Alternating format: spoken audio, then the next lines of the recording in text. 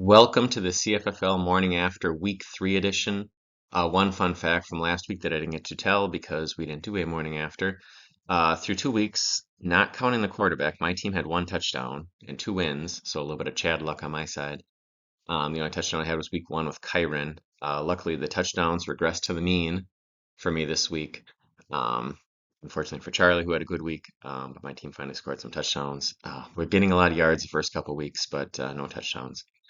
But a weird fantasy stat there. Getting into the week that we had here. So first of all, we had the Horn Dogs falling to the Badgers 48.46 to 73.16. Badgers had a pretty darn solid week from Caleb Williams, who had 22.56, and Jahmyr Gibbs, who almost had 17 points. Good weeks there. Horn Dogs had a good game from Lamar again with 19.5, but that was about it. Troy Franklin, his big free agent pickup, the biggest free agent pickup of the year in terms of bid, had zero point 0.4 points. So not so good. So the soon-to-be married Dogs fall to the Badgers there.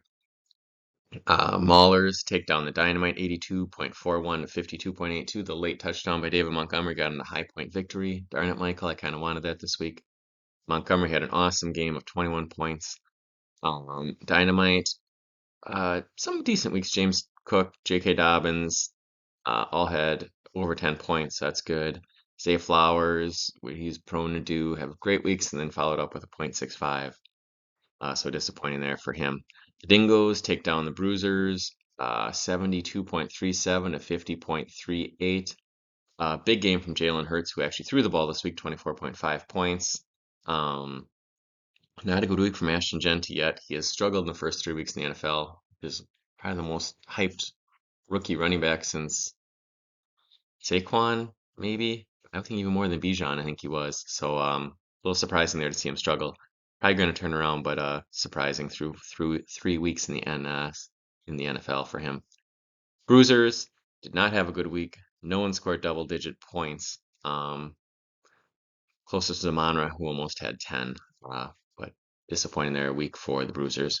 Cardinals did, in fact, take down the Minotaurs in the highest scoring game of the week, 78.26 to 74.82.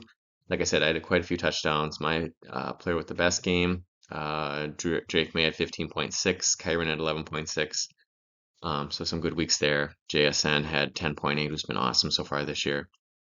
Probably the second best pick maybe in fantasy this year as a fifth rounder, behind Devontae as a fourth rounder, but they've been pretty close.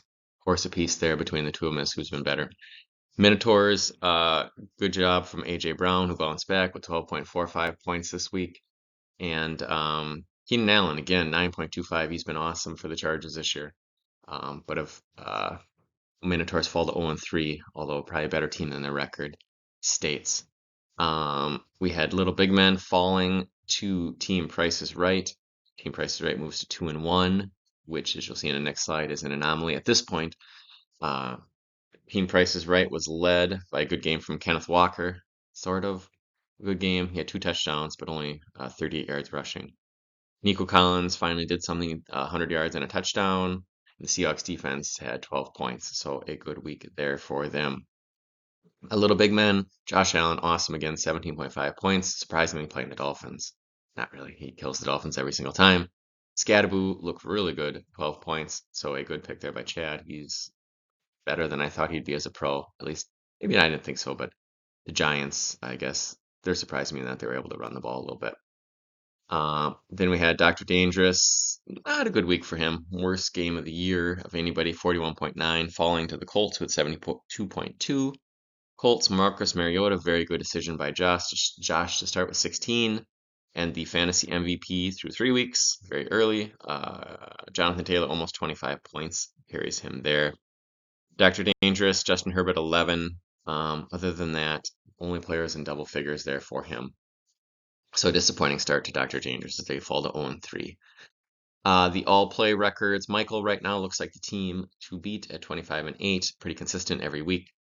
The Dingoes again, 20-13. Ironically, the all-play records from last year had me on top, Michael at second, the Dingoes at third, Badgers at fourth, and the Dynamite at fifth. So everybody kind of the same there as last year, just a little different order. A lot of people at 18 and 15. Only and the team Price is Right, who's 2-1, is 10-23, so he's the anomaly at this point. A good team, but he's gotten a little bit of luck too, because I have as well, being 3-0 at 18-15. And the team Minotaurs 14, or the Minotaurs are 14-19, and Dr. Dangerous both 0-3. Probably should have a win with the records there as is. So that was the week that was. We will be back again in 2 weeks to talk about the fantasy week and probably start looking trade deadline. Then at that point, after week 5, will not be that far away and get a better assessment of where people stand. So thank you for tuning in. Best of luck to everyone this week except Horn Dogs.